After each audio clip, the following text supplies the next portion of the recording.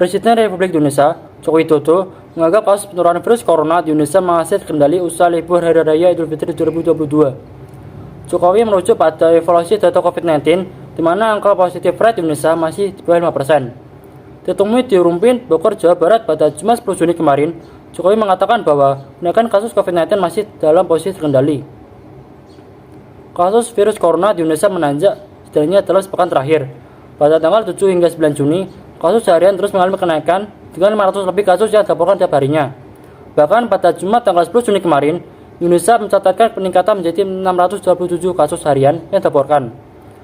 Berdasarkan data laporan harian pemerintah, tercatat selama periode tanggal 3 sampai 9 Juni, jumlah kumulatif kasus konfirmasi COVID-19 dalam seminggu berjumlah 3.091 kasus.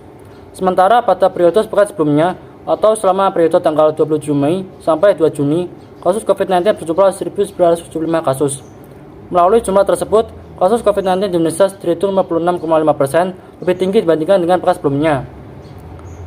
Terkait hal ini, Menteri Kesehatan Budi Gunadi Sadikin mengungkapkan pandangannya. Ia berkata kenaikan kasus COVID-19 normal terjadi pada setiap hari raya besar. Selain itu, Budi berkata Indonesia telah mengidentifikasi varian baru COVID-19. Ditemui wartawan pada Jumat 10 Juni kemarin, Budi mengatakan bahwa kenaikan kasus COVID-19 normal terjadi pada setiap hari raya besar dan kemunculan varian baru COVID-19. Budi juga mengumumkan Indonesia sudah mengidentifikasi 4 kasus mutasi baru SARS-CoV-2 Omicron dari subvarian BA.4 dan BA.5. Menurutnya, 4 kasus itu dilaporkan pertama kali di Bali. 2 varian baru itu sekarang menjadi varian yang dipadai di sebuah negara. Bahkan, Singapura memprediksi gelombang baru COVID-19 akibat varian Omicron tersebut akan terjadi di Singapura pada Juli mendatang. Budi mengatakan bahwa varian baru sudah diidentifikasi pada 9 Juni kemarin. Dan sebenarnya hal itu terjadi pada akhir bulan Mei kemarin. 2 faktor tersebut memang menyebabkan akan terjadi kenaikan kasus. Budi meminta masyarakat tidak panik meski kasus COVID-19 di Indonesia mengalami kenaikan. Selain itu, ia meminta penerimaan vaksin booster COVID-19 pada warga dipercepat.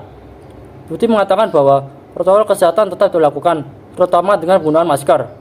Ia mengimbau masyarakat untuk tetap waspada dan mematuhi protokol kesehatan 5M, di antaranya memakai masker, mencuci tangan, jaga jarak, hindari kerumunan, dan membatasi mobilitas.